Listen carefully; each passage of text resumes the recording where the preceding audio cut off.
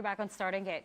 Exciting news in the tech world. CompareAsia Group, which runs online financial marketplaces in at least seven Asian countries, I should say, including the Philippines, has closed a $50 million Series B funding round. More than the money, though, it's the investors behind this that's generating quite the buzz.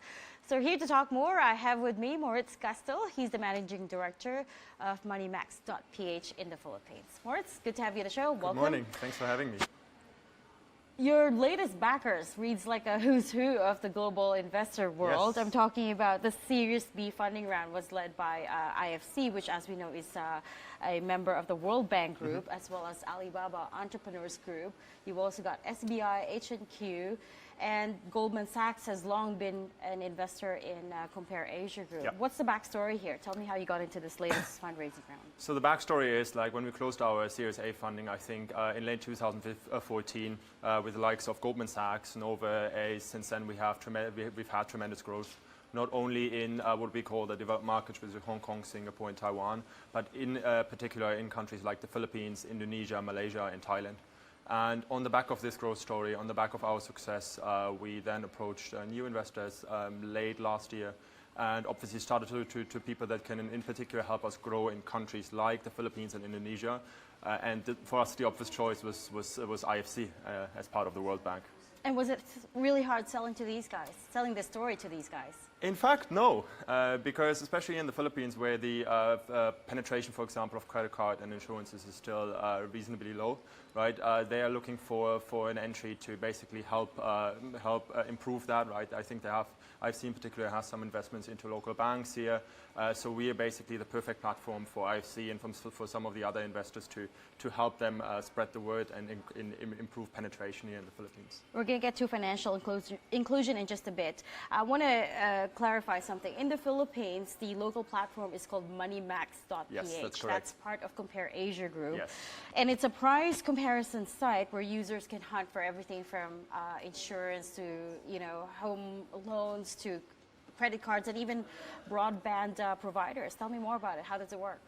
So how the idea initially came about is that we realized that there are a lot of financial services here in the Philippines in particular that basically are not at the right price, right?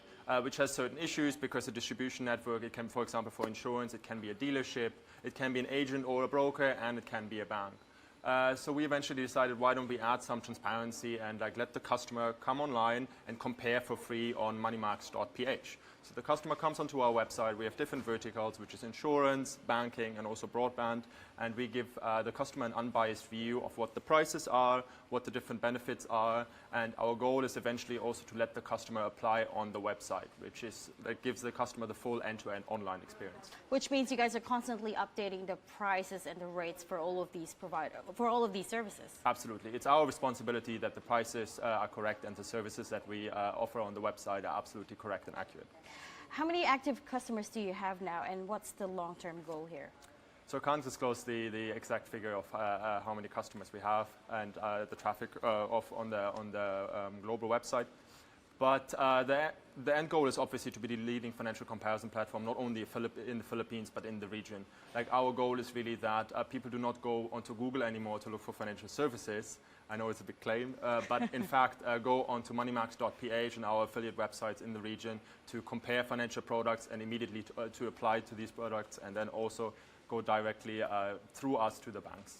And so, which begs the question, this latest funding round that you guys locked in, $50 million, where is that going to? Is it going to be broken down by country? You're present in at least 7 countries, right? So there's no specific breakdown for each country, but definitely we're excited of having these new sets of investors on board. And I think overall where it's going to go to is we obviously need to reach a broader range of customers, right? Here in the Philippines, again, financial penetration is still fairly low. There are about 8 million credit cards in circulation, or 9 million. We obviously want to increase that, so we are going to spend, excuse me, we are going to spend quite a bit of capital onto reaching more customers. But over and above that, I think it's very important for us to invest into technology. Right? We have great investors that are helping us with that, Goldman Sachs, Alibaba, to actually look into machine learning, look into AI, and even look into how can we best fit the consumer's needs with our products. So it's both business development as well as technology. Absolutely. In the Philippines, how many banks and quasi-financial institutions do you guys already partner with at this stage? So currently we have more than 10 banking institutions, the major banking institutions that we partner with. The same counts for the insurance institutions. Generally, we're very open to compare the whole market. But especially on the insurance side, there are a lot of players, I think 70 plus players on the non-life side. So it sometimes gets a bit messy if you have too many players actually on the platform. Is the goal to bring in everyone and cast the net as wide as you can, or to just keep it to the partners that you have right now? The goal is to provide the best possible financial picture for the consumer. Very diplomatic answer. How do you work around the inherent challenges of a market like the Philippines, where obviously, as we just touched on, you've got very low banking and penetration rates? The technology infrastructure is also a bit of a challenge, as I'm sure you guys know. This is a picture of a 2014 survey that the World Bank, in fact, did on financial inclusion across Asia. As you can see, the light green bar here on the left pertains to the Philippines. Still very low in both, number of account holders, formal savings, digital payments, and so on and so forth. So lots of room to grow there. How do you get around those challenges? For us, yes, it's definitely a challenge, but we see it as an opportunity. It's because, as mentioned, there's 100 million people in the Philippines, and a lot of them are actually bankable. And we have kind of a twofold approach. On the one hand, we have to work with banks, and we have to make sure that the banks are adjusting their products in order to accommodate more customers, because we see that as a huge problem here in the Philippines. There's no national ID system. The credit underwriting is basically non-existing. I mean, there are some companies, tech platforms that are trying to address that. But we are on the same hand, working with these guys and working with the banks in order to make sure we can accommodate more customers. On the other hand, we need to make sure that the consumer is more financially educated. We need to make sure that the consumer knows how to use a credit card, why do they need insurance, what's the best loan they can get, in order to them for them to make an educated decision on their financial products. So how do you further that goal? Do you work with the banks? Do you work with the central bank to try to educate the consumers? We don't work with the central bank yet, but do work with most of the insurance regulators.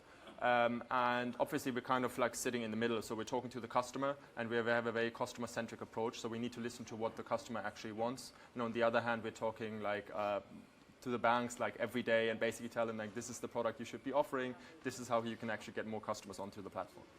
And lastly, Moritz, what are you guys doing in terms of securing customer information and data? As you know, that's been sharply in focus lately, because there have been a couple of local, incidents in the banking world. You guys confident that your ecosystem is safe and stable? Absolutely. It's great that you're bringing this up, because we just had a bunch of meetings about data security, and I know we have to be compliant by, I think, September 2017 for the new Data Privacy Act. And we're obviously looking at all the measures, including appointing a data privacy officer, including having all the right terms and conditions on the website, and also storing the data in the right place. And we are working with the banks as well to make sure that we're compliant on all fronts. All right, we're going to have to leave it there. Fantastic insights. Congratulations on this latest funding round. Thank you very Moritz much. Gastl, Managing Director of MoneyMax.ph. Thanks for your time today. Thanks.